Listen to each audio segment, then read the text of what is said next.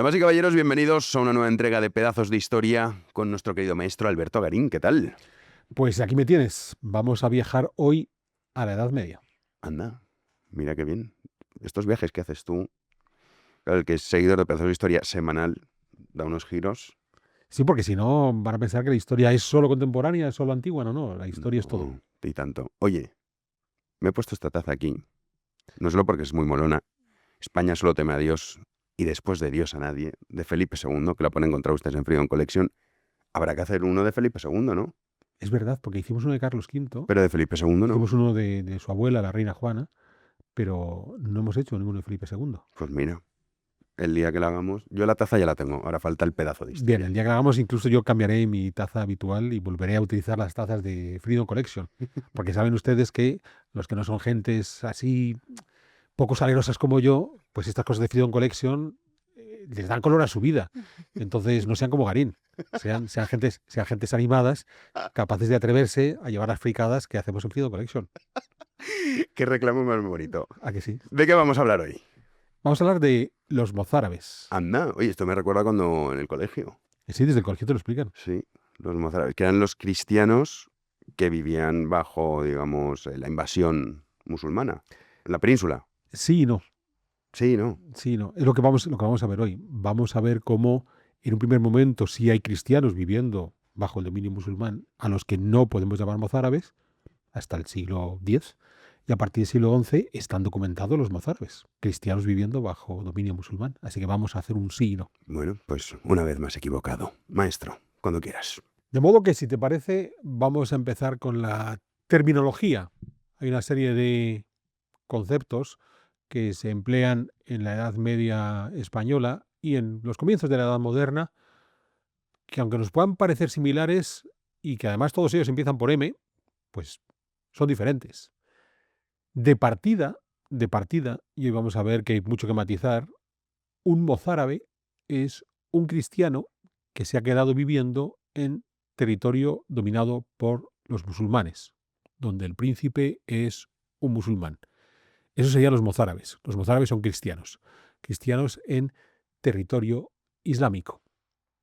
Hay una variante que son los mulavíes, que son aquellos cristianos que, habiendo quedado en territorio islámico, se convirtieron al Islam, se volvieron musulmanes. Entonces, en muchas ocasiones hay mozárabes que pasan a ser muladíes o que la generación siguiente pasan a ser muladíes, es decir, cristianos convertidos al Islam. Enfrente existe la alternativa. Ante todo, los mudéjares. Los mudéjares serán los musulmanes que se van a quedar viviendo en territorio cristiano después de la reconquista de la península ibérica por parte de esos reinos cristianos del norte de la península. Esos serían los mudéjares, serían por tanto lo opuesto a los mozárabes. Y luego tenemos los moriscos, que en principio son esos mudéjares, esos musulmanes que se han quedado en territorio cristiano, pero que se han convertido al cristianismo, si bien se pueden albergar dudas sobre esa conversión. Es decir, vendrían a ser la antítesis de los muladíes. Los muladíes eran cristianos aparentemente convertidos al Islam, los moriscos son musulmanes aparentemente convertidos al cristianismo. En ese sentido, el término de morisco obviamente deriva del término moro. Y cuando hablamos de los moros nos estamos refiriendo de partida, históricamente, a los habitantes del noroccidente de África, de esos territorios donde aún en la actualidad hay un par de países que en su nombre llevan el término moro. Uno sería Marruecos, Morocco, bien, y el otro es Mauritania. Entonces, estamos hablando de las gentes que vienen de ese territorio. Y los moros, como tal, como grupo humano, como cultura, ya eran conocidos. Por ejemplo, en el mundo romano. Bien, los romanos ya han entrado en relación con estos moros. Otra cosa es que, con el paso del tiempo, en el mundo hispano, moro terminó por ser sinónimo de musulmán. Y esto es muy curioso, volveremos al final del programa sobre esta cuestión. Y es que estoy contando que cuando se produce la conquista islámica, hay unos cristianos que permanecen siendo cristianos en territorio islámico, los mozárabes. Puede ser alguien, por ejemplo, dado que estamos aquí entre levantinos como Jano, alguien que haya nacido en el área de Valencia, es cristiano, es mozárabe, su hijo se convierte al Islam, es un muladí, sigue viviendo en Valencia. Ojo, que de partir de ese mozárabe era un hispanogodo, nieto de hispano-romanos, bisnieto de íberos, que ha permanecido siempre en Valencia, se convierte en una generación al Islam, son los muladíes. Para la siguiente generación ya han nacido musulmanes y por tanto son musulmanes de pleno derecho, siempre en Valencia, hijo, nieto, bisnieto y tataranieto de gente siempre en el área de Valencia, pero cuando se produzca la reconquista, a esa persona se le va a calificar de moro por ser musulmán. O sea, no es los rasgos físicos, no es el color de piel, es sencillamente que termina por convertirse en el ámbito español moro como sinónimo de musulmán. De modo que ni siquiera tiene que ser alguien proveniente físicamente del noroccidente de África, de donde hoy tenemos Marruecos, Argelia, Mauritania. Pues bien, de todas estas posibilidades, mozárabes, cristianos viviendo en territorio islámico. Muladíes, cristianos del territorio islámico convertidos al Islam. Mudéjares, musulmanes viviendo en territorio cristiano. Moriscos, musulmanes en el territorio cristiano convertidos al cristianismo. Nos vamos a quedar con los dos primeros y sobre todo con el primero, con los mozárabes. Es curioso porque el término mozárabe es un término histórico y aparece en la documentación. Conocemos ya a estos mozárabes, a estos cristianos en territorio islámico, por documentación en el Reino de León, desde comienzos del siglo XI, y hay documentos allá por el 1024, 1026, que nos hablan de estos mozárabes, y que están bien definidos cuando se nos habla de ellos. Son cristianos, viven en territorio islámico y han adquirido determinadas costumbres propias de ese mundo islámico. De un mundo islámico en donde, para comienzos del siglo XI, el elemento común a todos los habitantes de ese mundo islámico, donde la mayoría son musulmanes, pero hay otras minorías como cristianos o judíos, lo que les homogeneiza es el idioma. Y el idioma es el árabe. Y tengámoslo claro, eso no significa que estas gentes de Al-Ándalus sean árabes de Arabia, porque árabes de Arabia vinieron realmente muy poquitos en el momento de la conquista y en inmigraciones posteriores son todavía muchísimo menos los que llegan. La mayor parte de los musulmanes de la península ibérica son o gentes llegadas durante la conquista de ese norte de África, de ese mundo moro, de los bereberes, o aportes posteriores que pueden venir del área de Siria o de los Balcanes, o sobre todo la propia población hispanogoda convertida al Islam. No hay un aporte demográfico proveniente de la península arábiga, puramente árabe, importante en ese Al-Ándalus. Pero el elemento homogenizador es la lengua arábiga, el árabe. Entonces, estos cristianos que a comienzos del siglo XI siguen viviendo en territorio islámico, que en algunas ocasiones pueden seguir empleando un latín modificado, bien, lo importante es que a la larga su lengua vehicular para comunicarse con las instituciones y con sus vecinos, musulmanes y judíos, es el árabe. Es decir, se han arabizado, insisto, no porque sean gentes que vengan de la península arábiga, sino porque utilizan el árabe como lengua franca. Y eso es lo que significa mozárabe, mustarib, arabizado. Arabizado porque uno de los elementos distintivos es ese uso del árabe. Y asociado al árabe, el uso de muchos conceptos propios de esa lengua arábiga, desde los términos para referirse a la comida hasta algunos antropónimos, a unos nombres que pueden utilizar ellos y ellas claramente de origen árabe. Esto es importantísimo entenderlo. La documentación nos habla de los mozárabes, nos explica quiénes son. Son cristianos en territorio islámico, pero los sitúa a comienzos del siglo XI y los va a seguir encontrando en las centurias siguientes. Hay incluso un desplazamiento forzoso de algunos de estos mozárabes al norte de África, en el momento en que las autoridades de Al-Ándalus consideran, sobre todo estamos hablando ya los tiempos de almorávides y almohades, consideran que estos mozárabes pueden ser una quinta columna por ser cristianos dentro de Al-Ándalus, pero es curiosísimo porque, insisto, sabemos muy bien históricamente quiénes son. Cristianos en territorio islámico a partir del siglo XI, caracterizados por su arabización en el idioma, en las costumbres, en los antropónimos, quizás en los hábitos culinarios, en la forma de vestir, no en la religión. Y sin embargo, ese concepto de mozárabe va a ser empleado por un historiador, Simonet, un orientalista andaluz, que a mediados del siglo XIX, para 1867, va a publicar la historia de los mozárabes y va a ampliar la extensión de ese concepto mozárabe a todos los cristianos que van a quedar en territorio islámico tras la conquista del 711.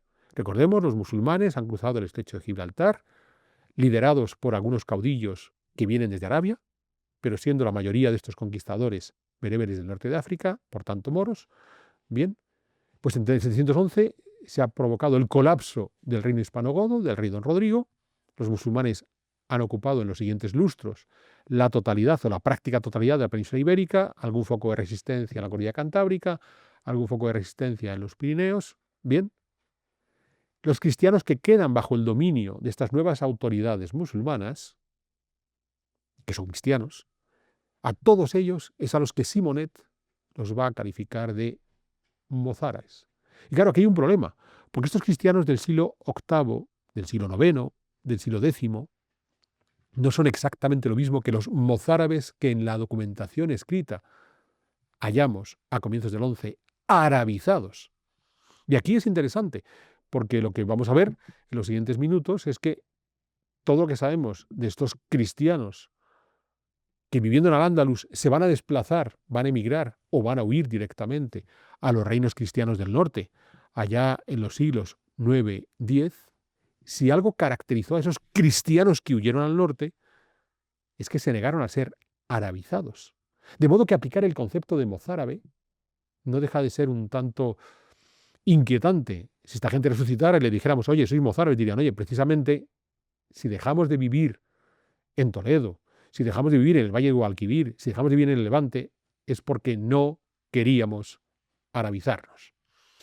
De modo que ese concepto historiográfico establecido por Simonet, que en principio Simonet es un personaje, él per se, complejo, es un orientalista en principio muy enamorado del mundo islámico, pero luego tiene una catarsis y considera que la verdadera España es la que ha sido capaz de romper con ese mundo islámico y que la verdadera España, la que llega hasta el siglo XIX, es la que ha sido capaz de despojarse de cualquier conato de islamismo que pudiera haber. Eso hace que hay mucha gente que en la actualidad, cuando hablamos del concepto de mozárabe, y me ocurre a mí mismo cuando en otros foros hablo del concepto de mozárabe, creen que estoy en esa óptica de Simonet, de no, yo voy a defender a los cristianos del sur que en los siglos IX y X huyeron al norte porque se resistían a ser musulmanes y por tanto son los auténticos españoles. No, no estoy hablando de eso. No estoy hablando de eso. Estoy tratando de una estructura histórica, de un contexto histórico muy preciso. El hecho de que hay unos cristianos viviendo en Al-Ándalus que decidieron que querían seguir siendo cristianos y ante la presión social en los territorios que vivían, que a lo mejor les permitían libertad de seguir practicando el cristianismo, pero que de alguna forma les empujaba esa arabización, prefirieron marcharse. Y yo no voy a defenderlos como los verdaderos españoles. No, no, no, no, no. Que ese debate a mí no me interesa. Ni me interesa ni quiero entrar en él, porque lo que me interesa es explicar esos movimientos de grupos humanos que se van a dar entre Al-Ándalus y los reinos cristianos del norte en esos siglos IX y X, de unos cristianos a los que calificar de mozárabes me parece improcedente por, insisto, el empeño que tuvieron en no dejarse arabizar. Como digo, Simonet tuvo ese cambio en su actitud del amor al odio hacia el mundo oriental. Él mismo es un hombre muy conservador, se integra en el carlismo. Recordemos ese movimiento que llegó a provocar hasta 3 guerras civiles a lo largo del siglo XIX. Entonces, bueno, eso hace que haya quien siga buscando toda esa connotación política en torno al concepto de mozárabe, e insisto, no es ahí donde vamos a entrar. Pero es que antes de estudiar ese movimiento de gentes cristianas del sur, de Al-Ándalus, que emigran a los reinos del norte, Es importante entender, cuando hablábamos de esa conquista islámica del 711, a partir del 711, es importante entender hasta qué punto esos conquistadores son musulmanes, hasta qué punto el Islam que se impone a comienzos del siglo VIII es un Islam consolidado. Recordemos, y aquí hemos tenido ocasión de hablar del origen del Islam y esa gran expansión por toda Arabia en los tiempos de Mahoma, saliendo de Arabia en los tiempos de los califas ortodoxos, avanzando desde la India hasta la península ibérica con el califato omeya. Bien, ese Islam era un Islam en construcción. Y esto nos puede servir a hacer un paralelismo con el cristianismo.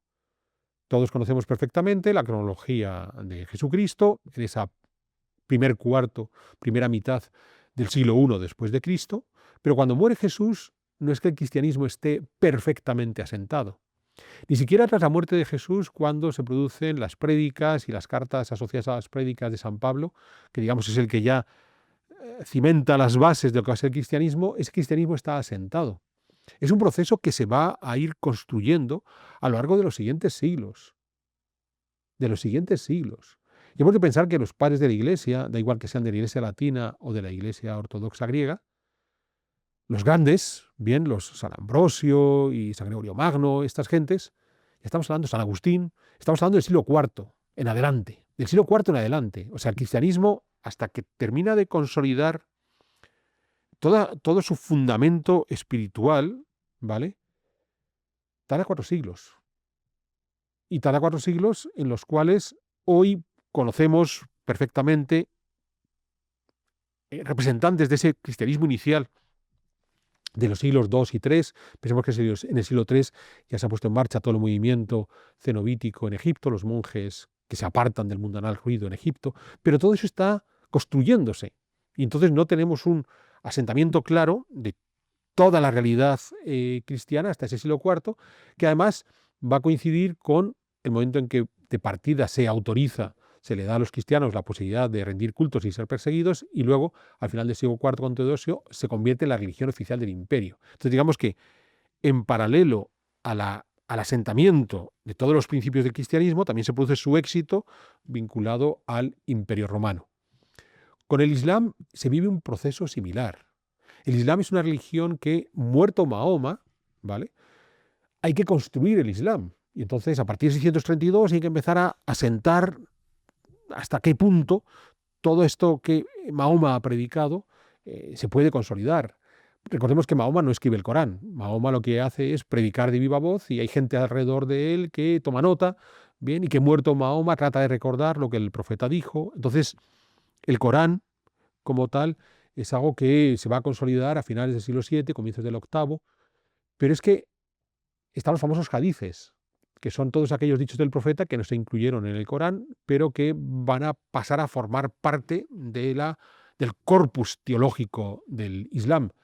Entonces, claro, los hadices todavía se consolidan mucho tiempo después. Uno de los grandes recopiladores de hadices es el Bukhari, y en el caso del Bukhari ya estamos hablando en hadices sunitas. Estamos hablando ya de mediados, segunda mitad del siglo IX. ¿Vale? O sea, Mahoma ha vivido en la primera mitad del siglo VII, pues siglo y medio más tarde están todavía tratando de consolidar no reflexiones teológicas en torno al Islam, sino lo que el propio profeta había predicado, un poco el mismo ejercicio que ocurre en el caso de Cristo con los evangelios. ¿De acuerdo? ¿Por qué estoy explicando todo esto? Y claro, el Bukhari es el gran compilador de los hadices sunitas, pero es que en el caso de los hadices chiitas, sobre todo, las grandes compilaciones van a ser del siglo X, comienzos del XI. Pues porque en esa ocupación inicial del Islam de la península ibérica, muchos de los conquistadores ni siquiera son musulmanes, digamos, auténticos. Muchos de los bereberes que vienen pueden ser cristianos, pueden todavía estar vinculados a algún tipo de religión pagana. Son unos musulmanes tibios que no tienen muy claro en qué consiste el Islam, cuál es la diferencia con el cristianismo. ¿Vale? Están en una fase inicial ahí donde no termina de entenderse bien en qué ámbitos religiosos se están moviendo.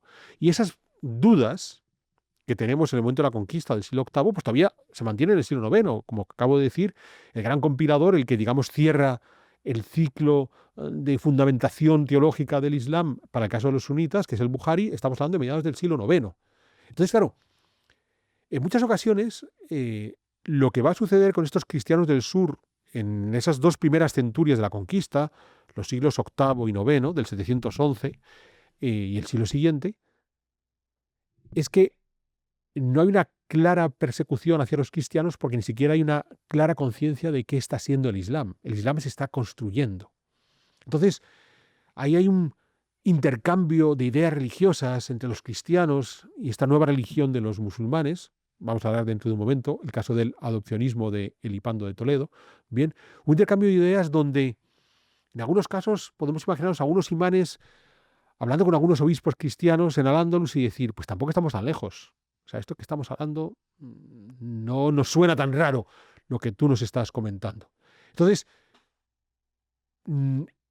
puede haber algunos cristianos que tienen muy clara la defensa de su fe y ahí tendríamos que pensar en figuras como la del propio Pelayo y apelo a un pedazo de historia fantástico que hicimos con Yello Balbás sobre esa figura de Pelayo y cómo podía ser no solamente el hombre que trata de resistir la realidad política descompuesta del reino hispanogodo, sino también su propia fe cristiana, en la que no quiere ningún tachón viniendo de una fe alternativa como la islámica, bien, pero hay los cristianos que pueden estar abriendo ese debate, decir, oye, hay algunos agujeros que se han quedado en el cristianismo, que en el debate con los musulmanes, pues no sabemos dónde estamos, bien.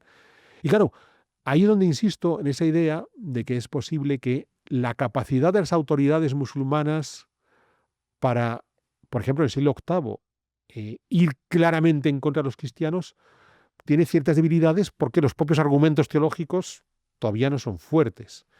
Por supuesto, a eso se añade además el hecho de que una de las medidas ya tomadas desde los tiempos de Mahoma es que los seguidores del libro, los que tienen como fundamento el Pentateuco, la primera parte de la Biblia, que de alguna forma Mahoma también utilizaba en el Corán, judíos y cristianos, se les permite libertad de culto a cambio de pagar un impuesto especial. De modo que en ese siglo VIII, en ese siglo IX, tampoco hay un interés especial por quitarse de encima a los cristianos, que era la mayor parte de la población de la península ibérica y que por el hecho de ser cristianos pagan impuestos. Entonces, para el Estado emiral cordobés de esos siglos VIII y IX, la presencia abrumadora de cristianos es una buena fuente de ingresos fiscales. Entonces, no tenemos bien consolidado el Islam y además nos pagan impuestos, no nos vamos a meter mucho con ellos. Según van pasando las décadas y según vamos avanzando en esos siglos VIII y IX, claro, acabo de comentar que la gran compilación que cierra el mundo islámico suní es el de el Bukhari, a mediados del siglo IX. A partir de ahí las circunstancias cambian. Bien, entonces hay una serie de capítulos en la historia de los cristianos de Al-Ándalus, de esos cristianos del sur, insisto, de los siglos VIII, IX, X, antes de que aparezca el concepto de mozárabe, que nos explican bien cuál fue esa evolución sufrida por los cristianos en territorio islámico y, de nuevo, por qué no resulta pertinente denominar a esos cristianos de Al-Ándalus en los siglos VIII, IX y X como mozárabes. Un primer capítulo interesante es a finales del siglo VIII, a finales de ese siglo, del 700, vamos a dar el famoso debate con los eclesiásticos carolingios es en torno al 794, en el que el obispo de Toledo, ciudad conquistada por los musulmanes, ciudad bajo dominio de los emires de Córdoba, pero donde hay un obispo cristiano, o sea, sigue habiendo una comunidad cristiana que nombra a sus gerifaltes, el obispo de Toledo, Elipando, plantea una nueva interpretación sobre ese tema que ya había provocado tantísimos debates de la auténtica naturaleza de Jesús, de Jesucristo, en relación a Dios Padre. Y es el adopcionismo, considerando que Jesús es un hombre, un ser humano, que ha sido adoptado por Dios, y en esa adopción es donde ya adquiere ese carácter divino. Claro, el adopcionismo de Elipando lo que permitía era desenredar ese nudo complejo de la Santísima Trinidad. Bien, 3 personas, 2 naturalezas, ¿cuál es la que prima? La humana, la divina. No. Hay una naturaleza divina, que es Dios, y luego está un hombre, que es Jesús, que ha sido adoptado por Dios. Ese empecinamiento de Elipando de resolver el problema de la Santísima Trinidad, que es una de las cosas más complejas que hay en el cristianismo, a la larga muestra cómo el hipando está escuchando lo que ocurre en el mundo islámico, donde no tienen ese enredo de la Santísima Trinidad, porque directamente hay un Dios único, Alá, y con eso lo tenemos todo resuelto. Es decir, el hipando ha puesto la oreja a sus vecinos en Toledo religiosos musulmanes, a los imanes musulmanes, les ha escuchado y ha dicho, oye, pues a lo mejor esta gente está equivocada en el hecho de que el Islam no es la religión correcta, pero quizás tenemos un problema en el cristianismo y es que lo de la Santísima Trinidad no termina de encajar. Es muy curioso porque esta corriente adopcionista que tenemos en torno a los cristianos de Al-Ándalus va a ser contestada por cristianos de los reinos del norte, en este caso en la zona de Asturias, y aquí hay un personaje fundamental, Beato de Liébana. Estoy seguro que, Jano, Beato de Liébana, el término beato te ha de chocar. Pero esto que dices de los beatos no eran libros. Queremos seguir mejorando pedazos de historia en nuestro canal Big One Media. Y para eso necesitamos todo vuestro apoyo en nuestro club de socios. De modo que únete a nosotros y así estamos seguros de poder seguir ofreciéndote programas de caridad y además, en algunas de nuestras categorías de socios, nos puedes compartir tus inquietudes en historia y si somos capaces, trataremos de resolvértela. De modo que mira en la descripción de este programa y allí tendrás el link que te va a llevar a esa posibilidad de convertirte en uno de nuestros socios y con ello ayudarnos a seguir mejorando nuestros programas. Entonces, en efecto, tú estás pensando en el libro. Beato de Liébana era un señor, era un monje, bien, ahí en el Valle de Liébana, precioso valle en Cantabria, que se llamaba Beato. Bien, entonces, en principio, los beatos son esa fase previa a la santificación de los buenos cristianos, que mejor que tener un nombre que te conduce hacia camino a la santidad. Y Beato de Liébana, además, fue un gran estudioso de los textos bíblicos, más en concreto del Apocalipsis de San Juan, y escribió unos grandes comentarios al Apocalipsis de San Juan, tratando de desentrañar todos esos enredos teológicos, un tanto ocultistas que San Juan puso en el Apocalipsis. Entonces, como el libro lo escribió Beato, los comentarios al Apocalipsis, pues la gente se intercambiaba los comentarios al Apocalipsis de Beato, y con el tiempo el libro terminó por llamarse Beato. Es decir, un Beato es un libro que hace referencia a los comentarios al Apocalipsis escritos por Beato de Liébana. Pero antes de que el término Beato se convirtiera en sinónimo de libro sobre el Apocalipsis, era un señor. Y este señor Beato es alguien que se va a oponer al adopcionismo del hipando, considerando que es una peligrosa desviación, por no hablar directamente de una herejía. Algo que también va a ser la postura adoptada, por ejemplo, por los religiosos de la corte carolingia, por los religiosos cristianos de la corte carolingia, que también denuncian esa desviación inquietante del hipando de Toledo. En el caso del hipando es muy interesante en dos sentidos. Primero, que se llama el hipando. Sigue manteniendo un antropónimo, sigue manteniendo un nombre de claro origen germano. El segundo es que nos muestra que aún hay una estructura en el mundo andalusí importante, porque es todo un obispo, y un obispo que escribe sobre religión, sobre cristianismo, sobre teología, y que da su opinión. O sea, estamos ante un Al-Ándalus en donde todavía las estructuras cristianas eran importantes, donde probablemente la mayor parte de los súbditos del emir seguían siendo cristianos. Y unos cristianos que, insisto, claro, a partir de aquí, con estos giros al adopcionismo, quizás, ya no van a mirar tan mal el resto de elementos propios de la cultura islámica. Quizás se van a empezar a arabizar. Vamos a ver que no es algo tan inmediato. Algo muy interesante, importante a rescatar, es que en cualquier caso, en esos momentos de finales del siglo VIII, la liturgia que empleaba el hipando en Toledo y la liturgia que podía seguir Beato en Liébana, la liturgia cristiana, era la misma.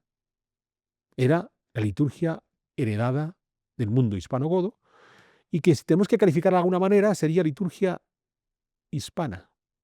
Sin más. No hace falta que le pongamos más adjetivos. Que no es la misma liturgia de los papas de Roma, es bastante más compleja la liturgia hispana, y es una liturgia más compleja porque en gran medida se ha ido elaborando y se ha ido consolidando durante el reino hispano-godo, y lo que han hecho estos reyes visigodos, sobre todo a partir de Recaredo, pero ya incluso en la variante hispanogoda arriana, es mirar a Constantinopla, en donde desde los tiempos de Justiniano la liturgia cristiana cada vez era más compleja. ¿En qué es cada vez más compleja? Bueno, hay quien se queda con la idea de las salmodias, de que esta liturgia hispana todo se canta. Entonces, así como cuando vamos a la liturgia romana actual, que aunque ha tenido los cambios del Vaticano II y de Trento, Vaticano II en el siglo XX y de Trento en el siglo XVI, en su origen es la liturgia romana, en donde hay una parte que se puede cantar, pero hay una parte que se enuncia, ¿vale? Sin ese canto, determinadas oraciones y demás. En el caso de la liturgia hispana, sobre todo se salmodia, digamos que todo se canturrea, ¿no? Es cierto, pero la complejidad viene en otros elementos. Durante la celebración no todo se realiza en el presbiterio. Hay una serie de capillas auxiliares, la bema, el diaconicón, donde parte de esa liturgia se tiene que elaborar en esos espacios. Es decir, el celebrante cambia de lugar, que es algo que no estamos acostumbrados. No importa que sea esa liturgia contemporánea, tampoco la tridentina, ni en la previa a Trento. Ya la liturgia romana consolida al celebrante en el presbiterio, no hace que se vaya moviendo, hace que la atención de los fieles esté centrada en un único punto. Bueno, las liturgias bizantinas, las liturgias ortodoxas, sí hacen ese desplazamiento, incluso ya cuando pone el iconostasio, durante la transustanciación y demás, ese momento importante en el que la hostia se convierte en cuerpo de Cristo. Bueno, todo eso existía en la liturgia hispana. Y el Hipando de Toledo y Beato de Liébana utilizaban la misma liturgia hispana. Por alguna razón, no sabemos cuál, esa liturgia hispana en algún momento se convirtió en liturgia mozárabe, considerando que era la liturgia propia de los cristianos que estaban en Al-Ándalus. Esto es extraño, porque, insisto, los cristianos en Al-Ándalus seguían la liturgia hispana, los cristianos en los reinos del norte seguían la liturgia hispana, y la van a seguir hasta finales del siglo XI, cuando ya se imponga la liturgia romana, primero en la zona de Aragón y más tarde en la zona de León en los tiempos de Alfonso VI. Pero hasta ese momento, hasta finales del siglo XI, en Al-Ándalus y en los reinos cristianos del norte, la liturgia era exactamente la misma, hispana. Entonces, ¿por qué hablamos de liturgia mozárabe? Para que vean la contradicción de términos como mozárabe. Porque yo estoy hablando aquí de Beato de Liébana. O sea, estoy hablando de un señor que a finales del siglo VIII en Cantabria seguía practicando la liturgia hispana, la misma de Al-Ándalus. ¿Beato es un mozárabe? ¿Hemos decidido que ahora cualquier señor cristiano, hasta no sabemos qué momento, tienen que ser todos mozárabes? No tiene sentido. Liturgia hispana, ¿de acuerdo? Entonces, evitemos el término liturgia mozárabe, a pesar de que aparece en todos los lugares, porque es liturgia hispana, la que utilizaban los cristianos de Al-Ándalus y los cristianos de los reinos del norte. Bien, es cierto que con el adopcionismo, durante el siglo IX, cuando los reyes de Asturias van a ir avanzando en la consolidación de su territorio, van a dar el salto al sur de la cordillera cantábrica y demás, van a ir construyendo sus nuevos espacios litúrgicos de poder, van a hacer ciertas modificaciones en la arquitectura respecto a las iglesias anteriores, las iglesias hispanogodas, que se siguen utilizando y que veremos que en algún caso hasta se siguen construyendo en el mundo de los cristianos de Al-Ándalus. Y el cambio es muy sencillo. El salto del arco de herradura, propio del mundo hispanogodo, a arcos de medio punto o arcos peraltados en la arquitectura asturiana del siglo IX. ¿Por qué ese cambio? Pues porque sí que hay un interés manifiesto por parte de los asturianos de, manteniendo la liturgia hispana, por supuesto que es la liturgia correcta, exteriorizar la diferencia que existe con las gentes de Toledo, de Al-Ándalus, con esos cristianos que son un poco heréticos con estas cuestiones del adopcionismo. Y entonces es muy singular, porque teníamos una herencia del mundo hispanogodo que arquitectónicamente está muy bien reflejada en las iglesias con arcos de herradura, las que vienen del mundo hispanogodo, que se van a proyectar hasta la última de Melque, ya primera mitad del siglo VIII, ¿vale?, que se van a mantener en Al-Ándalus, pero que en el siglo IX en Asturias dejan de utilizar arcos de herradura porque quieren exteriorizar las diferencias con los cristianos de Al-Ándalus adopcionistas. Claro, acabo de mencionar arco de herradura y muchos de ustedes dirán, ¿pero eso no es el arco típicamente islámico? No, no lo es. El arco típicamente islámico, el arco que los musulmanes van a diseñar ex novo, y que se va a convertir en el símbolo distintivo de la arquitectura islámica desde sus orígenes, es el arco apuntado. Eso que también conocemos como arco ojival. Bien, el arco apuntado, el primer arco apuntado que conocemos en la historia, se hace en la cúpula de la roca. Hay un problema en las naves concéntricas de la cúpula de la roca, al disminuir el diámetro de las naves, pero no quiere reducirse la luz de los arcos, tienen que solucionarlo con arcos apuntados y a partir de ahí se convierte en el emblema de la arquitectura islámica. A ver si lo entendemos bien, ¿eh? Porque aquí habrá uno que ha hecho un cortocircuito diciendo, ostras, yo pensé que el de herradura era el musulmán y el apuntado, el cristiano de las catedrales góticas.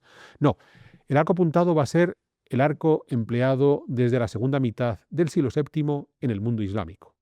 A partir de Jerusalén, después ya nos va a llegar al resto de Próximo Oriente, se va a ir desplazando hacia el Medio Oriente, hacia el viejo mundo persa. También se va a desplazar hacia Occidente y, por ejemplo, la mezquita de Tulum en el Valle del Nilo, en el Cairo, tenemos esos arcos apuntados, o una variedad muy bonita que es el arco apuntado con herradura, que es el túmido, pero son apuntados. Y es muy curioso porque ese arco apuntado, se lo van a encontrar los cruzados a finales del siglo XI, principios del XII, cuando conquistan Tierra Santa, y se lo van a traer a Europa en el origen del gótico. O sea, el arco apuntado típicamente islámico durante los siglos 7, 8, 9, 10, se van a convertir en el arco simbólico de la arquitectura gótica a partir de los siglos 11, 12 en adelante.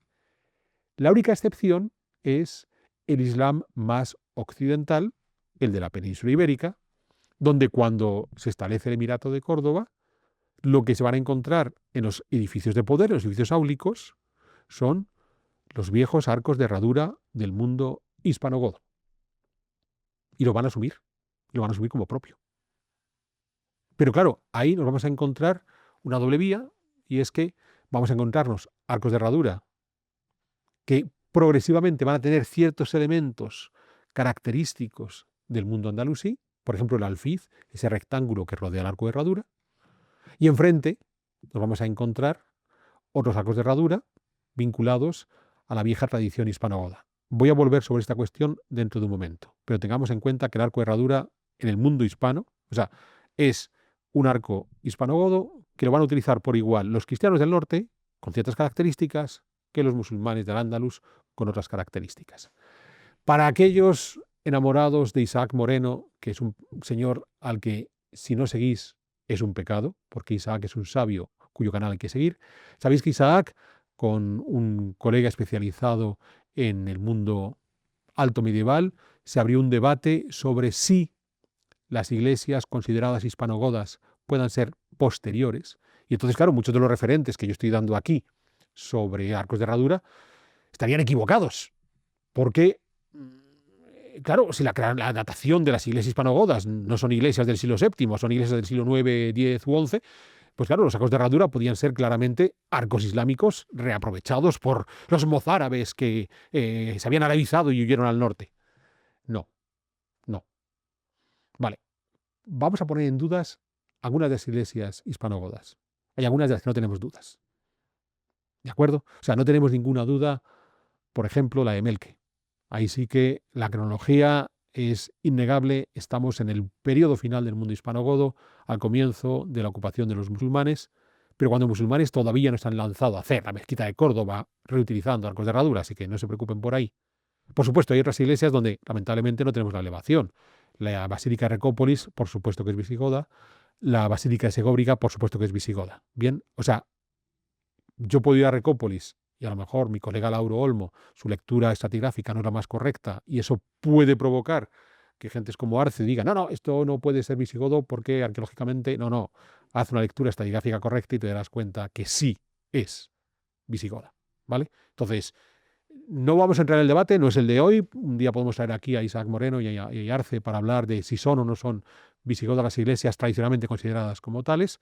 Algunas de ellas no tengo la menor duda. Y de las otras, seguro que si nos ponemos a estudiarlas en detalle, también son hispanogodas. Pero de alguna de ellas no hay la menor duda. Así que aquí cerremos el debate.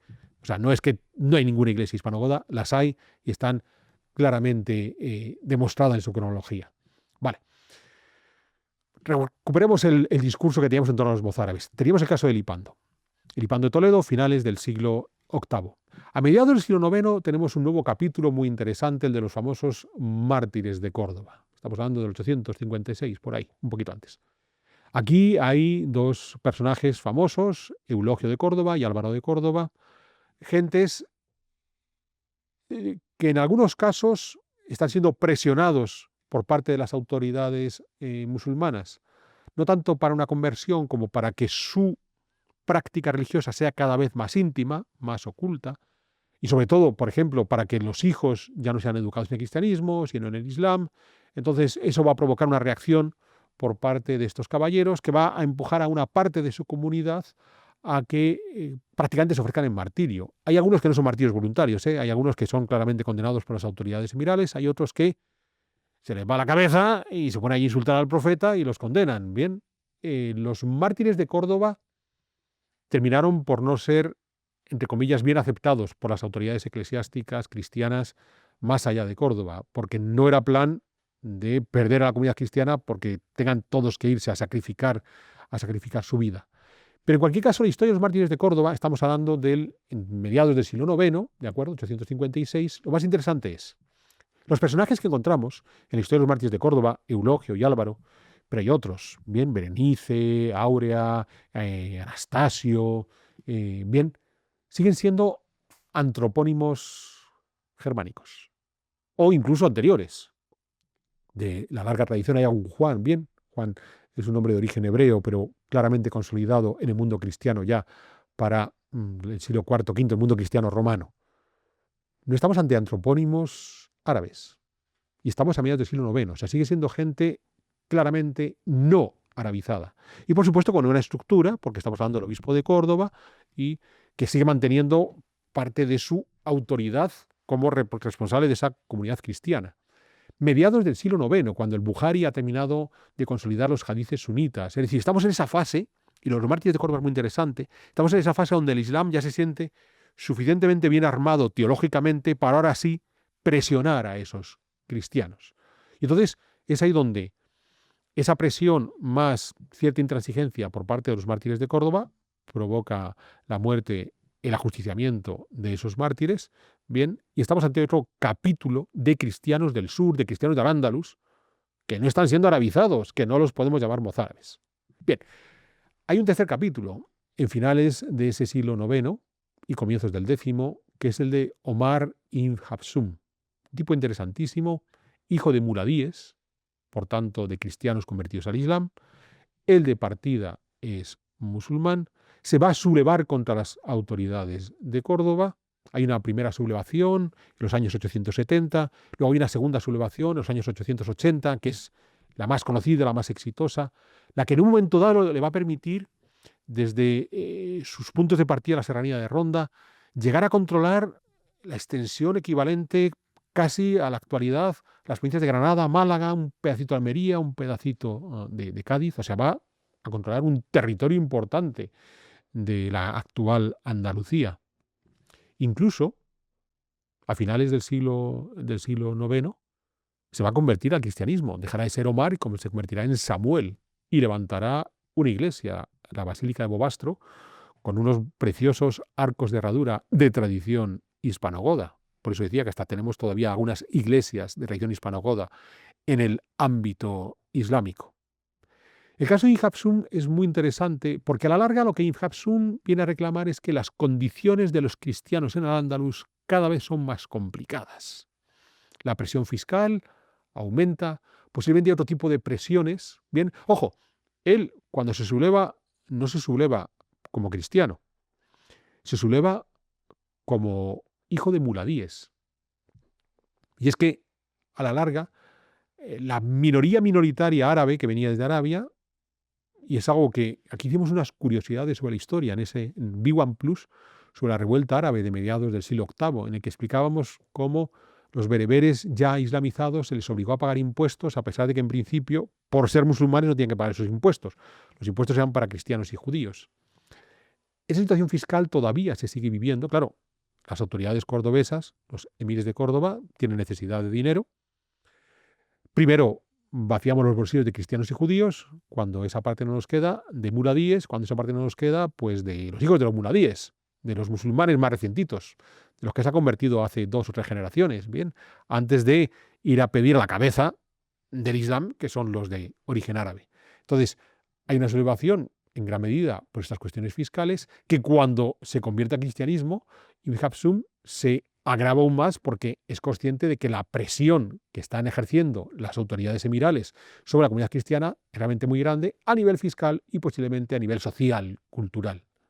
Claro, aquí es muy interesante porque al final la revuelta de Ibn Hafsum va a concluir poco antes de su muerte, en el 916, aunque aún sus hijos tratarán ahí de levantar la cabeza, cuando ya es emir en Córdoba Abdelrahman III, el que habría de convertirse en el primer califa de Córdoba.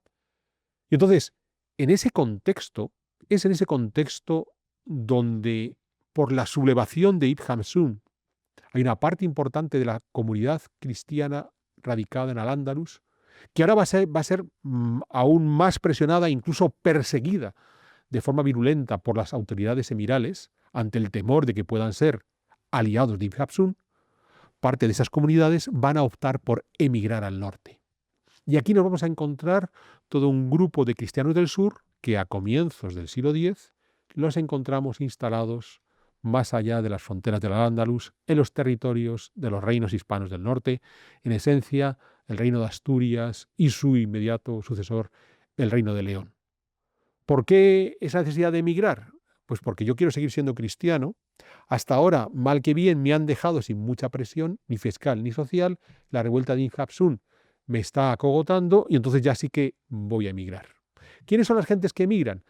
Pues tenemos 2 casos muy conocidos. Las comunidades monásticas de San Martín de Castañeda en Zamora y de San Miguel de la Escalada en León son formadas por monjes que vienen directamente desde la zona de Córdoba. Estamos hablando de los años 905-910. Liderados por abades que se llaman Alfonso, nombre germánico, o Juan, de esos nombres hebreos bien consolidados en el ámbito del Bajo Imperio Romano. Siguen sin ser nombres, siguen sin ser antropónimos arábigos. Siguen siendo gentes que se han empecinado en no ser arabizados y que en un momento de crisis de riesgo como la provocada por la sublevación de Ibn Hafsum, en lugar de permanecer en sus territorios natales, en su Córdoba natal, han agarrado sus bártulos y han tenido que emigrar al norte. ¿Cómo los podemos llamar mozárabes? Y es muy interesante, porque cuando llegan estas oleadas de monjes que vienen desde Al-Ándalus, se van a construir los edificios necesarios para estos nuevos monasterios. San Miguel de la Escalada es un ejemplo notable. Quizás el más hermoso de todos es la iglesia de Santiago en Peñalba de Santiago, en el Bierzo leonés, en el Valle de Loza. Y a estos edificios se les ha calificado de arquitectura mozárabe. ¿Y por qué se les ha calificado de arquitectura mozárabe? Porque tiene arcos de herradura. Ya, pero es que los arcos de herradura eran una tradición hispanogoda. Ojo, los asturianos, con esa herejía adopcionista, durante el siglo IX, Santa María en Naranco, habían dejado de utilizar arco de herradura. Utilizaban arcos de medio punto. ¿Por qué vuelven a utilizar arcos de herradura? En realidad es un proceso mucho más complejo que el de unos pobres monjes huidos de Córdoba. Acabo de contar que estamos en el tránsito del reino de Asturias al reino de León. León se va a consolidar como la nueva capital del más importante reino cristiano del norte. Y en esa búsqueda de legitimidad, y aquí hay una figura fundamental, que es el rey Ramiro, en esa búsqueda de legitimidad hay que apelar al pasado hispanogodo. Y en esa búsqueda de apelar al pasado hispanogodo, también traigo a la mesa la arquitectura propia del mundo hispanogodo con sus arcos de herradura. Y ojo, es muy llamativo. Pero estos arcos de herradura no eran los de los adopcionistas de Toledo, de Lipando.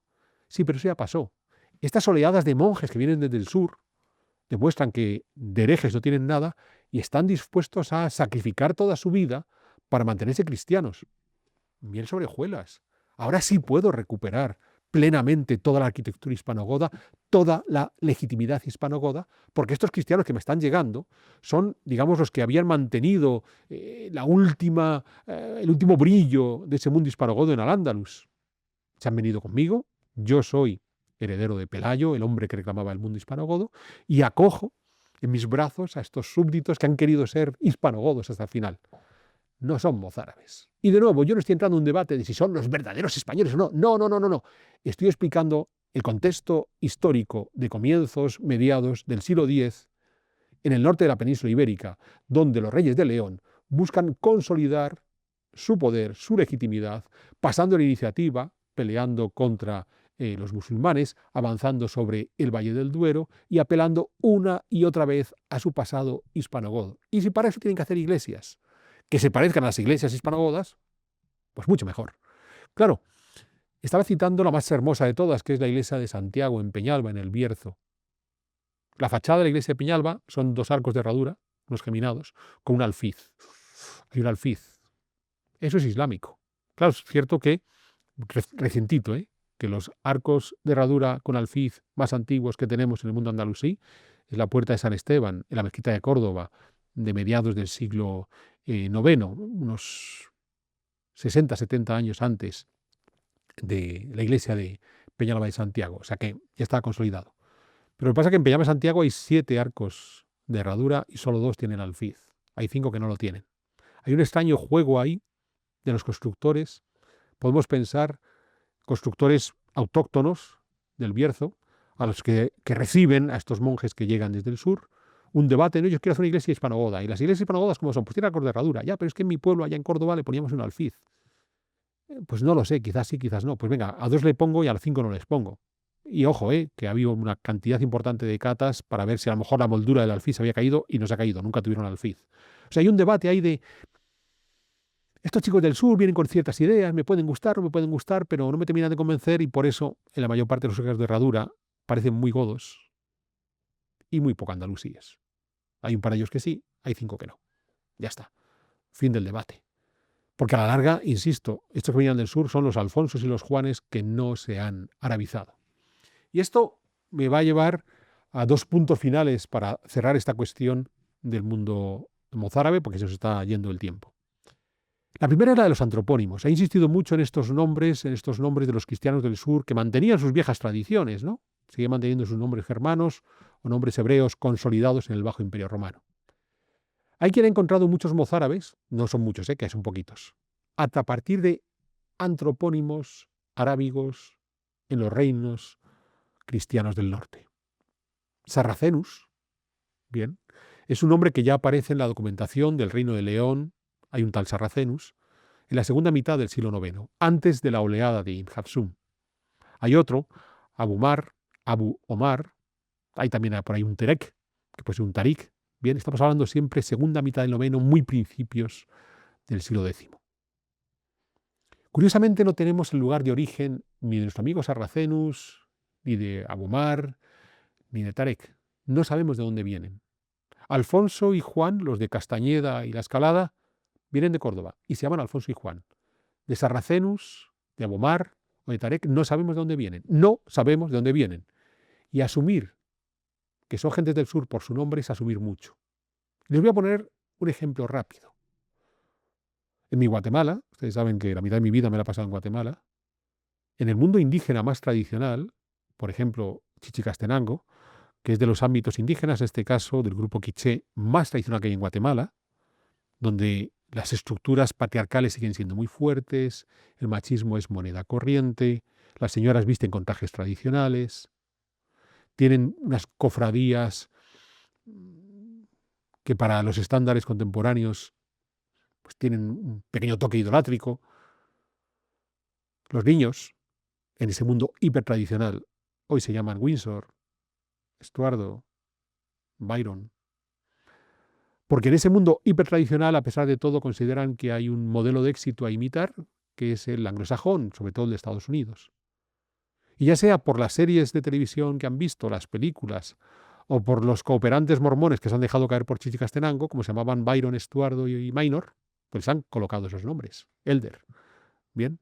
Y ojo, son gentes que han podido nacer en Chichicastenango, hijos de chichicastecos de varias generaciones y que no han sacado un pie de Chichicastenango nunca más. Ya está. Es ese gusto por colocar a mi hijo un nombre de éxito, que no significa que vaya a cambiar nada en mi estructura social o cultural. Pero es que eso ya había ocurrido en el Imperio Romano. Es una cosa que Catón el Viejo criticaba a esos snobs, bien, a esos escipiones tan amantes del mundo griego. Y entonces ya tenemos en ese mundo romano de la República a muchos romanos que adoptan antropónimos de origen griego. O incluso al final del imperio, que hemos hablado antes. En ese final, en ese bajo imperio romano, donde tenemos a muchos romanos nacidos en el solar del viejo imperio romano, hijos, nietos, bisnietos y tataranietos de romanos, que adoptaban nombres germánicos o de origen hebreo, ya cuando se insertan en el mundo cristiano. El caso de los nombres germánicos aplicados a romanos de pura cepa, es curiosísimo, porque son los germanos que terminarán por conquistar y acabar con el imperio romano. No importa. Ya desde siglo y medio antes de esa conquista germana, ya hay romanos que a sus niños les ponen nombres germánicos. Lo mismo está ocurriendo en esa península ibérica del siglo IX. El éxito está en Al-Ándalus, el éxito está en Córdoba. Ha llegado un mercader cordobés a vender sus productos. O ha habido un asturiano, un cántabro, un vasco que ha bajado hasta Córdoba y se ha hecho amigo de un cordobés musulmán y regresa a su tierra y dice a su mujer: ostras, cuando nazca nuestro niño lo llamábamos Sarracenus, como mi colega de Córdoba, que es un tipo exitoso.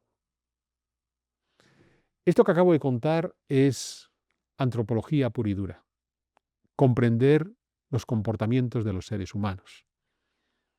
Y que nos puede explicar fácilmente por qué hay antropónimos arábigos en el reino de Asturias en el siglo IX, sin que eso implique que el señor que tiene ese nombre, ese Sarracenus, sea un cristiano cordobés huido al norte mozárabe.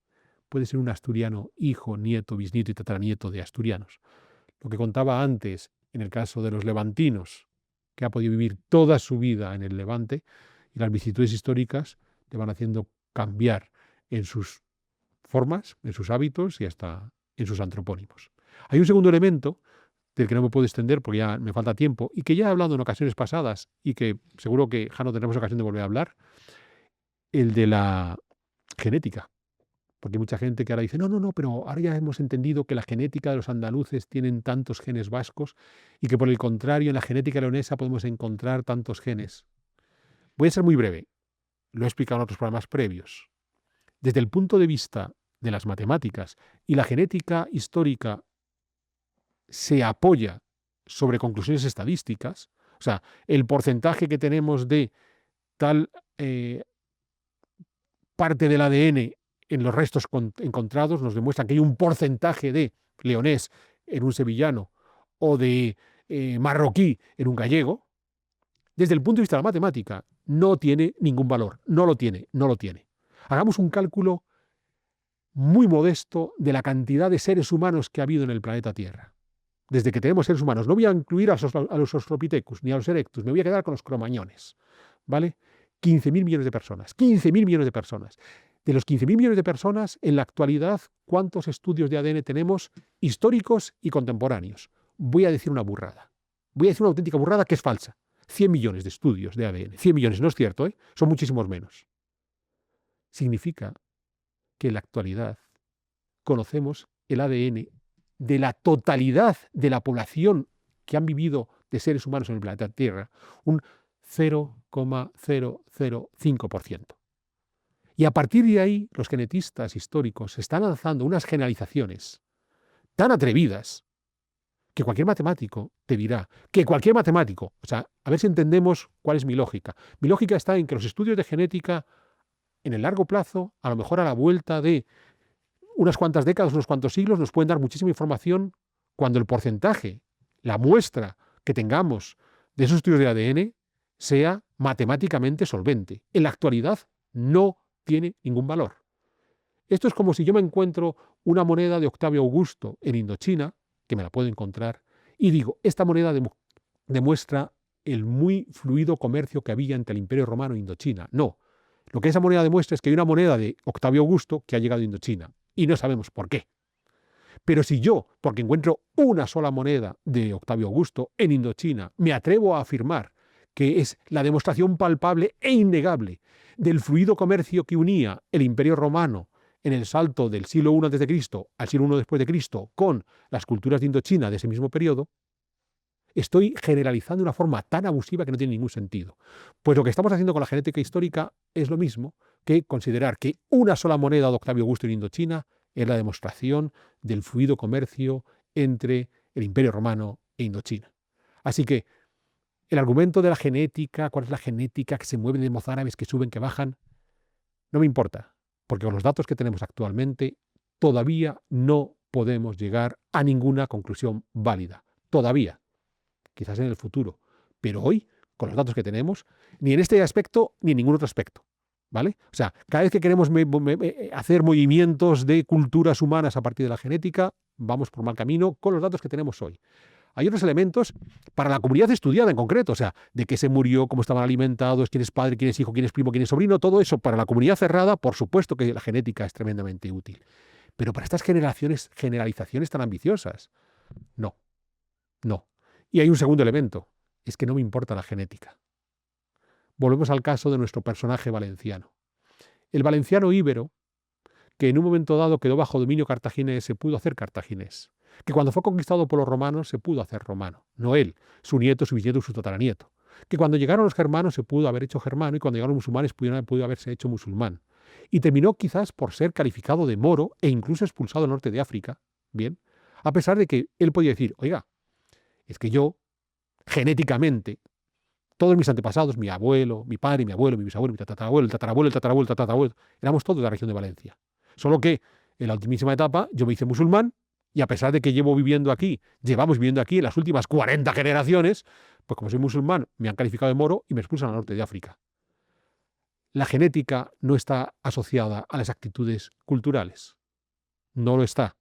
Bien, no caigamos en un neorracismo tan disparatado como el que se vivió en el siglo XIX, comienzos del XX, con las razas, que es uno de los riesgos que estamos teniendo con estos estudios de genética.